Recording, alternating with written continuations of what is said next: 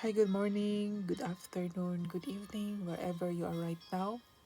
This is your servant, Jacob, as the witness of God.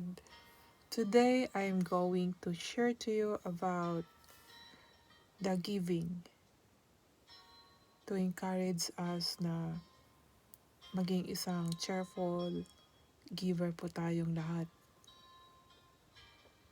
Magre-read lang po ako mga kaibigan from 2 Corinthians chapter 9 verse 7, King James.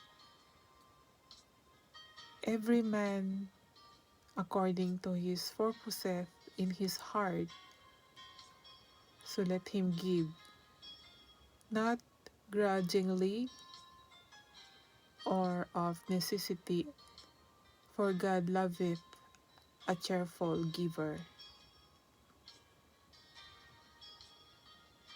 1 Chronicles chapter 29 verse 19, but who am I, and what is my people, that we should be able to offer so willingly after this sort? For all things come to thee, and of thine own have we given thee. Proverbs chapter 18 verse 16, a man's gift maketh room for him, and bringeth him before great men.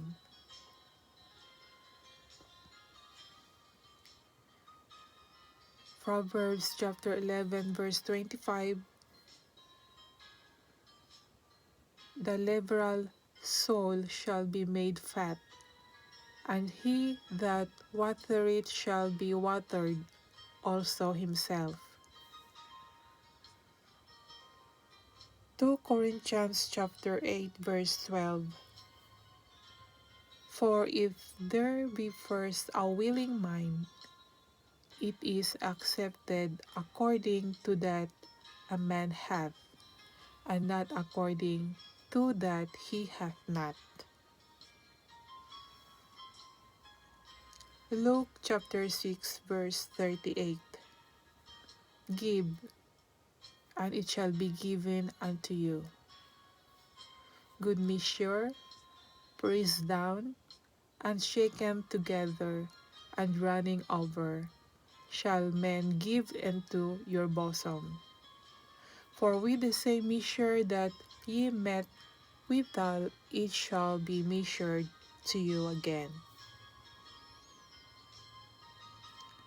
Proverbs chapter 3 verse 9, honor the Lord with thy substance, and with the first fruits of all thine increase.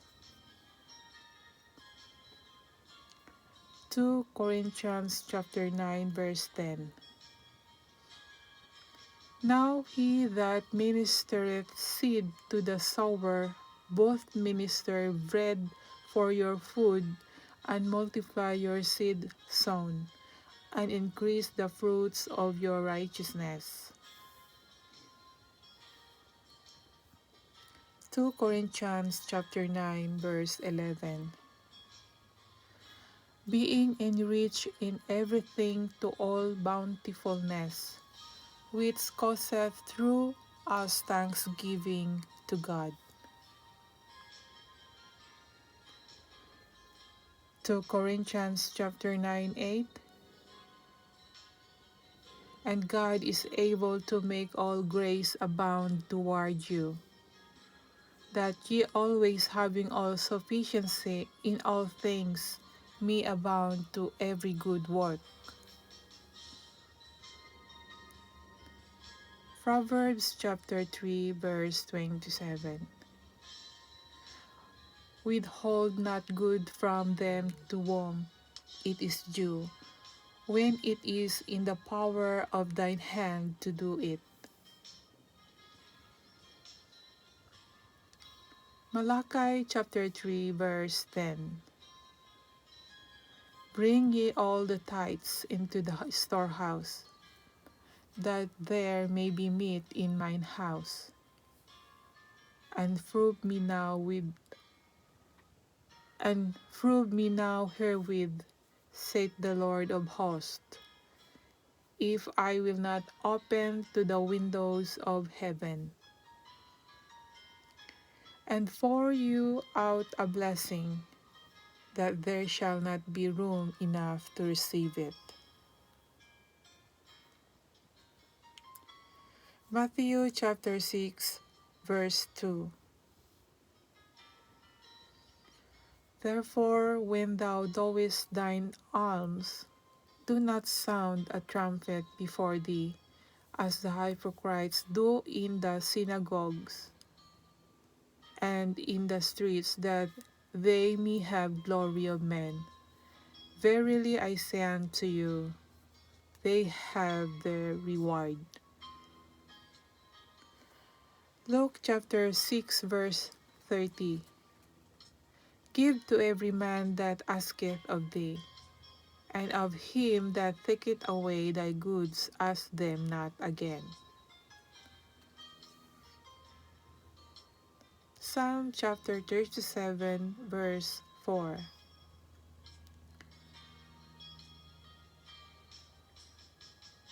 Delight thyself unto in the Lord, and he shall give thee the desires of thine heart. Proverbs chapter 21, verse 26. He coveteth greedily all the day long, but the righteous giveth and spareth not.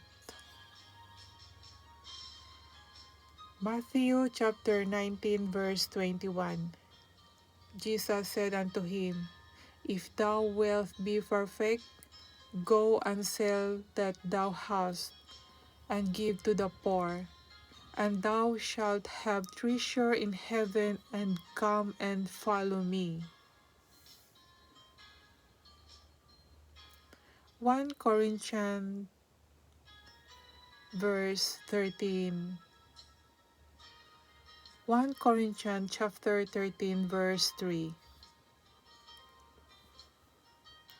And though I bestow all my goods to feed the poor, and though I give my body to be burned, and have not charity, it profiteth me nothing. Psalm chapter 37, verse 21.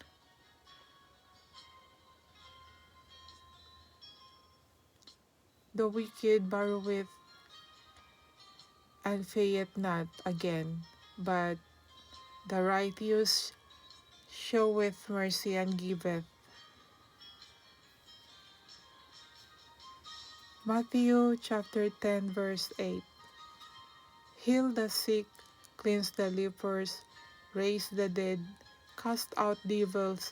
Freely ye have received, freely give.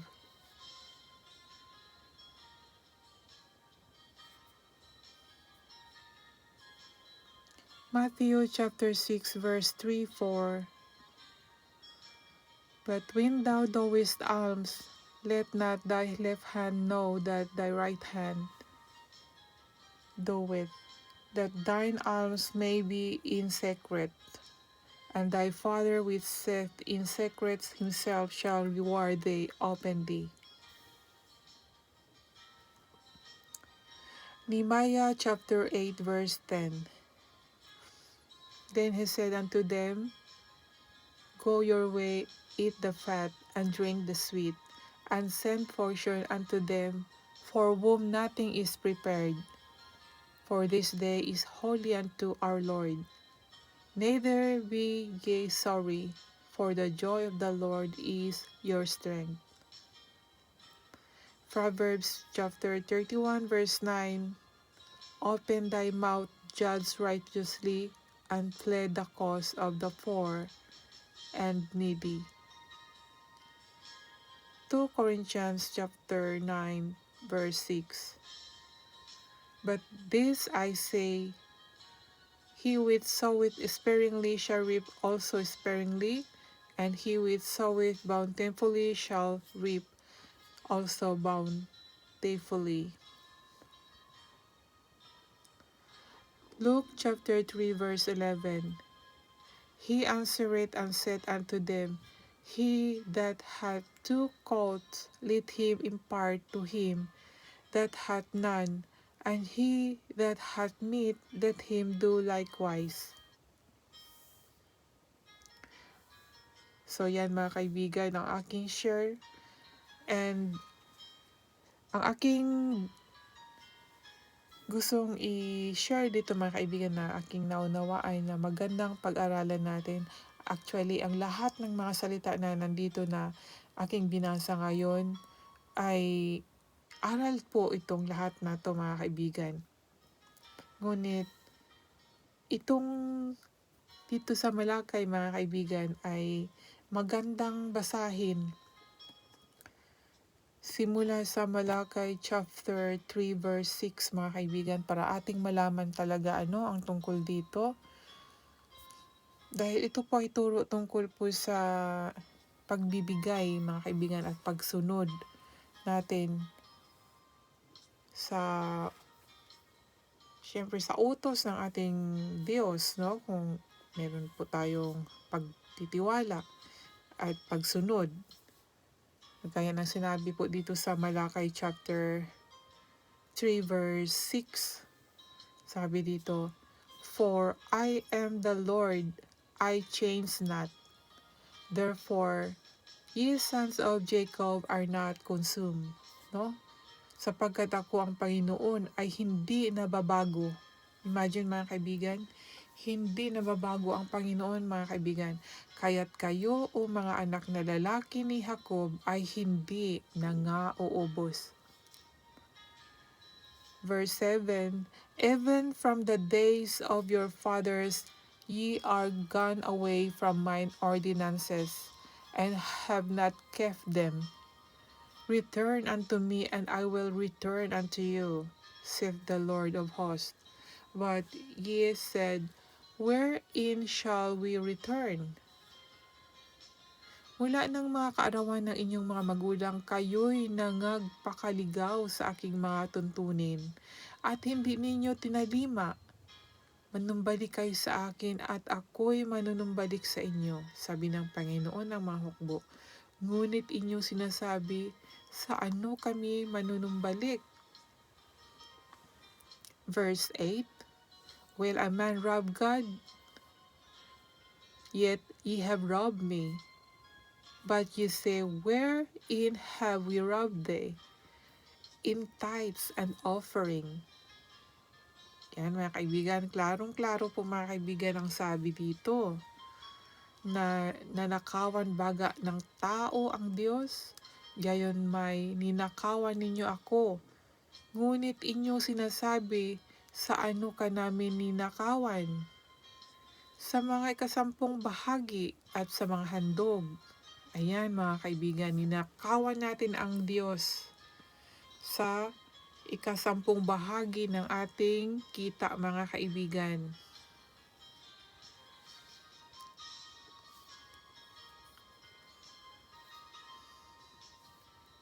Verse 9, Ye are cursed with a curse. For ye have robbed me, even this whole nation. Kayo'y nangagsumpa ng sumpa sapagkat inyo akong ninakawan sa makatuwid bagay nitong buong bansa. Verse 10, Bring ye all the tithes into the storehouse, that there may be meat in mine house, and prove me now. Herewith saith the Lord of hosts, if I will not open you the windows of heaven, and pour you out a blessing, that there shall not be room enough to receive it. Dalhin ninyo ang buong ikasampung bahagi sa kamalig upang magkaroon ng pagkain ng aking bahay, at subukin ninyo ako ngayon sa bagay na ito, sabi ng Panginoon ng mga hukbo. Kung hindi ko bubuksan sa inyo ang mga dungawan sa langit, at ihuhulog ko sa inyo ang isang pagpapala na walang sapat na silid sa kalalagyan. Amen. Yan po mga kaibigan, ang tungkol po sa tithes. Ngayon nabasa ko na at mayroon na kayong kaalaman. So kayo po, nasa inyo kung susundin niyo po ito. At sa next po mga kaibigan, akin pa rin isi-share ang tungkol dito dahil meron po akong testimony dito mga kaibigan. At salamat po sa inyong pag-join sa video ito. God bless you po sa inyo mga kaibigan, sa inyong lahat. Thank you so much po.